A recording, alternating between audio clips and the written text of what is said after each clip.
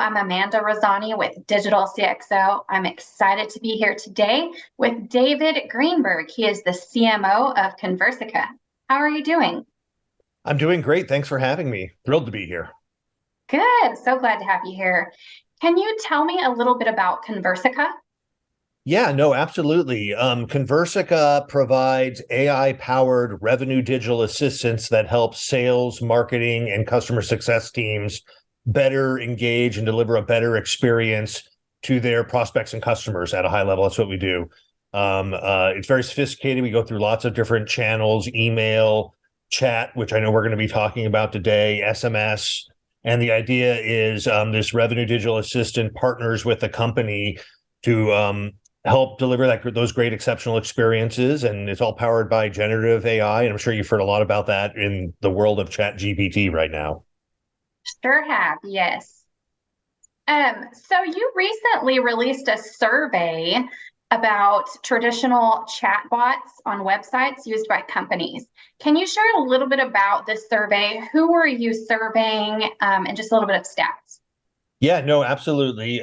We started this survey towards the end of 2022, and it came out sort of in the beginning of 2023, just a couple months ago.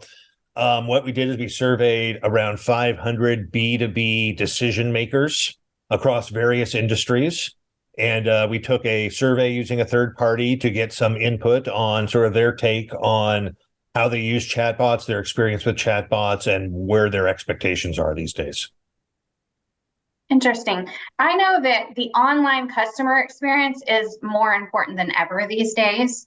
So I want to go into what is the significance of chatbots in the B2B, especially in the B2B arena, and what does it mean, the observations from your survey? What does it mean for vendors? Yeah, no, great question. I mean, I think to answer this, just like stepping back, I think we have to all understand that over the last, 5 to 10 years, there's been a just major shift on buying patterns, and there's many facets of this. Not only do customers expect a stellar experience. In fact, there's data out that a couple of years ago that experience trumps product in terms of importance of decision making on what brands they move forward with. But you talked about the whole digital transformation. It's also they're really in control of the buying cycle. They can access information, go to their peers to find it, read reviews, and they decide when they want to engage with people or sales, especially in a B2B, probably a little bit different in a B2C environment. So when you think about that, companies and where chatbots sort of have made a difference, especially in the marketing world, it's been around delivering that immediacy and that experience to someone who's out there doing educational information, trying to get something done, and they don't necessarily want to talk to a salesperson quite yet. So I think if you really step back and look at why things and other technologies like this are coming out, it's really to just serve the really two important things, right? That customer experience is sort of the most important thing right now, and delivering that differentiates you. And part two is the immediacy, meaning that if they don't move you, they're going to move to someone else. It's become very transactional.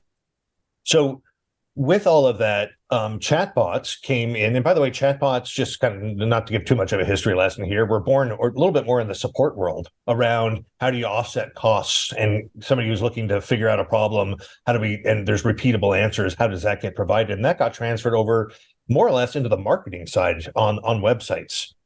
And so a lot of the survey we're talking about is we talk a lot about first generation chatbots versus the new generation of chatbots. The first ones were really born out of that support use case, right? Trying to offset costs, trying to have different pathing and workflows. And so that's what we went out to those hundreds of B2B buyers are out to see what their take is and what their experience had been. So to that regard, and you just shared a lot of the benefits of chatbots, but on the other hand, what are some of the issues that arise when using chatbots?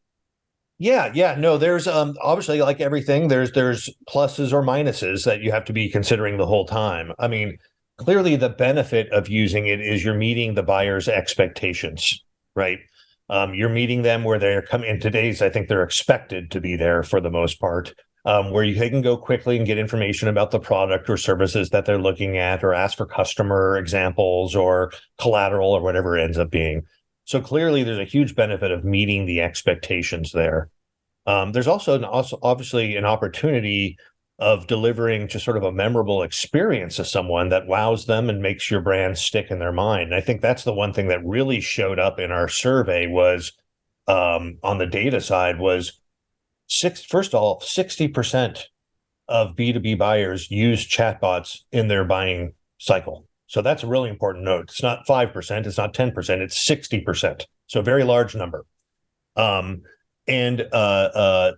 many of them we found abandon on the first time because their experience is so poor.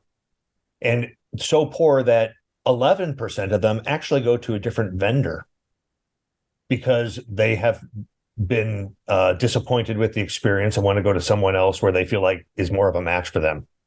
So when you think about the benefit of that, it's like there's this amazing opportunity to meet them and wow them, and also to get to know them, to deliver like an amazing personalized experience, because that's what they're looking for. They want you to know them. I think that's really important.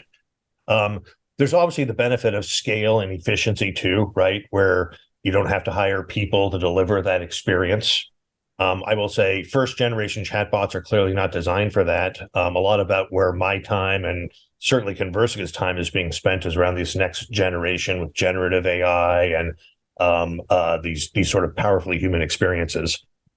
So, if done right, you obviously can also connect that first touch with other digital experiences. I think that's a really important point. Chatbot shouldn't be thought of as a silo. And I think the old paradigm thinks of it that way. They go in, they fill out a couple questions, they're gone. That's never fed into the long life cycle. Okay. So clearly there's a lot of benefits to it. And but the other issues obviously are with the traditional chatbots, they actually are designed that if the workflow, the 1 or 3 answers isn't there, it goes to a human. So there's like an operator that has to be assigned to this, or people have to be assigned different hours. So, one of the issues, if you take the older approach, there's like a people piece to it that has to be considered and managed, because the last thing you want is showing up there and there's like nobody's here, which does happen, by the way.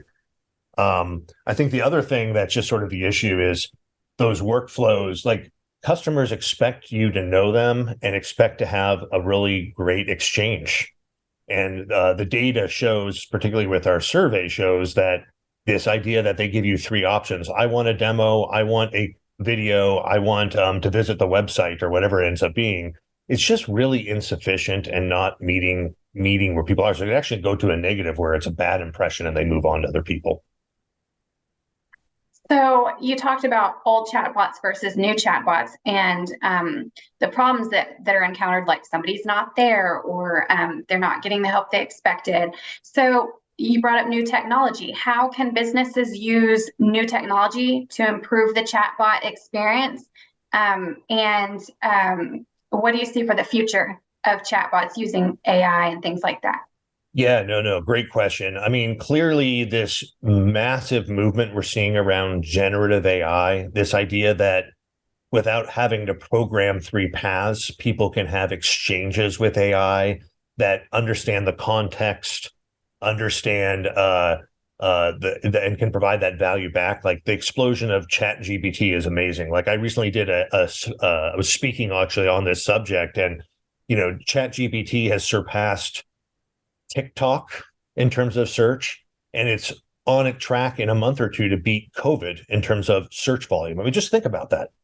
And you got to ask yourself why. And I think it's because there's this powerfully human exchange now that's really happening with ChatGPT. And I think that technology, by the way, is not limited to that. It can be used in many other models.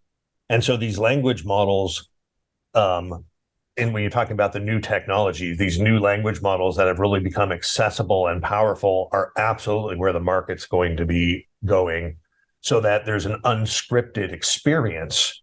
But you also have to be careful, as I'm a brand ambassador of Conversica, and you want that you got to make sure that it's saying the right things too. So I would also offer that these new technologies, it's not just like you plug them in and they're good to go.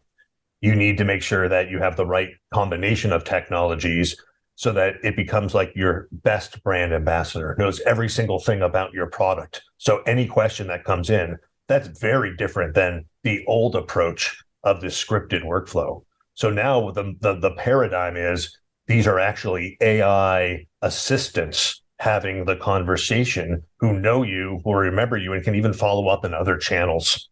So really moving away from this siloed pick a path approach and more into this, you are meeting an entity that can have a conversation with you any direction you want.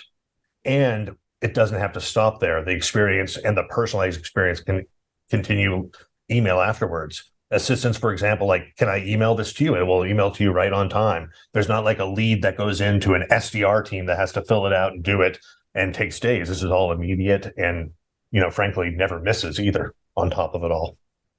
Do you think this is, just because this is opening so many doors, do you think there's going to be either a new skill set that people need to train on, or is it going to open up some new jobs as far as harnessing these tools? Yeah, no, absolutely. Like any sort of major category of new technology comes in, there, of course, are going to be people. And again, I think of this as business people, right? Marketers, salespeople, customer success leaders using this. It's got to be business friendly. So I just want to carve out one. There is zero expectation that we will have to that businesses will have to have a generative AI expert in their company, right? It's more around how do they now deliver this new experience into their existing business processes. So I think it's going to be a combination, frankly, on that. I do think the whole conversational AI or conversation automation space is going to develop specific skill sets around that because it is kind of like automation 2.0 coming into a business. But I also think it's the natural evolution of digital marketers that they're going to begin doing this. Like social's not thought of as a silo right now, right? People think of running their campaigns with social aspects, et cetera. I think the same thing's going to be happen here. It's going to be a new way of which an experience can be delivered. And I think it'll be used in campaigns and in funnel processes appropriately. And I have another question. Are chatbots just something that's generally expected by customers now? Is it something that all businesses should be using, or is chatbot maybe not a good solution for some businesses? And how do they look at that?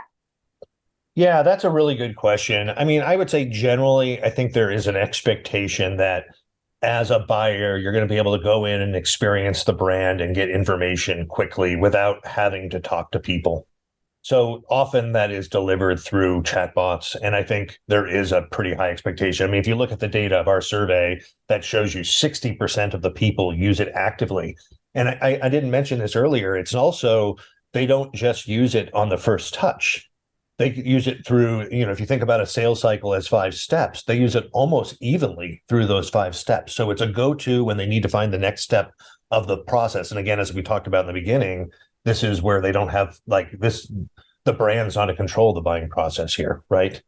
So I do think there's expected. I'm sure there are some exceptions on very complicated solution or technologies or very, very high value type items where like chatbots might make sense. If you're selling Boeing 747s, having a chatbot on your site might not be the right mix. But I think for the vast majority of the bell curve, I think it's expected.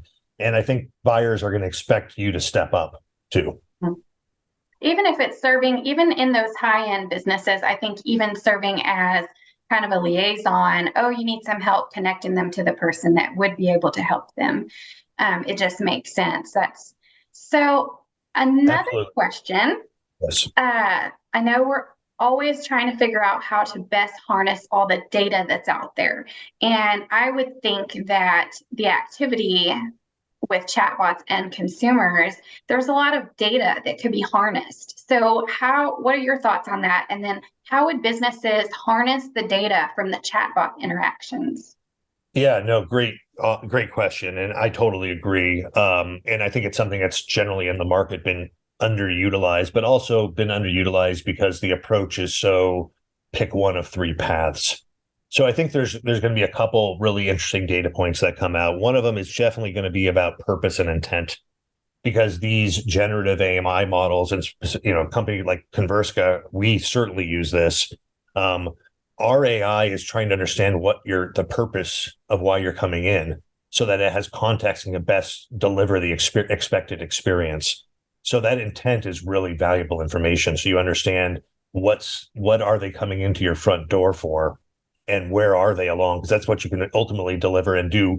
Like I said, chatbots are a place you go and get information really quick, but you still have a longer term relationship with the brand. And so it's really important to keep in that, so you can use that data from the chatbots in your other marketing and sales activities and deliver that personalized contextual experience we were talking about at the beginning. It always comes back to that. There's no doubt about it. So I think that's really interesting. The other part is, especially in this next generation, is you can capture an amazing amount of conversational personalized data, right? You can understand everything from what sports team they like, frankly, to to the basic stuff we always talk about, their name. And so one of the things that's definitely going to happen is, how do you capture that and then deliver those learns post chatbot, right? And so the big theme here around continuing and learning from that and delivering that continuous personalized journey. And so, yeah, it might just, in the beginning, it might just be your name. And then over time, you learn what pain point you have. And then over time, you learn what industry you're in. And all of that needs to go back into the center, so that it is understanding you better. And marketing, I mean, particularly in marketing, where I spend a lot of my time, you can deliver and use the power of all that segmentation. So it clearly helps on that front too. And the other thing I just didn't want to bypass either is, I think it's expected that it gets tracked on impact on funnel too. I don't want to overshoot that. Of course, there's new types of data coming in, the intent and the hyper personalized data points that you can capture along the way and use either then or later on. But I would say the other data point is around the impact on the funnel, that I think a lot of companies really only think about as a lead capture device. Yeah, And so you can see from the data, it's not lead capture. In fact, the majority is post initial engagement. yes, that's true. So yeah, a lot of the data is being lost right now that could really be beneficial. So last question, Sure. looking toward the future with all this technology and the AI, what do you see as the future of B2B business and also of Conversica? Yeah, well, I think the one thing that always stands out for me on this is, we're all about delivering a holistic customer journey that blows buyers' minds. That's what we want to do. Like, this powerfully human and uptick in Chat GPT as an example and an indicator of the appetite for that level of engagement is very clear. So I think that's probably the biggest thing, is not it really moving beyond the fact that just chatbots like this one-stop shop and it's part of the customer journey, and thinking about it that way. And then the second part is that paradigm I was talking about. Stop thinking of chatbot as a thing. Think of it as a digital, like we call them revenue digital assistants behind the scenes, that are AI powered, that can hop onto chat and have that where you want to have the conversation. If you say, hey, can we switch this to SMS? Absolutely can do that. You want an email? Sure, send me your email. And the entire exchange is very fluid. I think that's where we really see the future going. And it's not that customer journey or personalization is anything new. Marketers have been trying to solve this for a really, really long time. But this new technology and conversational AI platforms are really allowing people to stitch all that together at scale in a way they haven't been able to do before.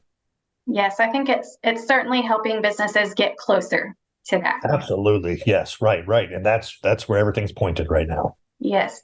Well, thank you so much for coming on our show today and giving your insights. My pleasure. Thank you very much for having me. It's been fun. Thank you.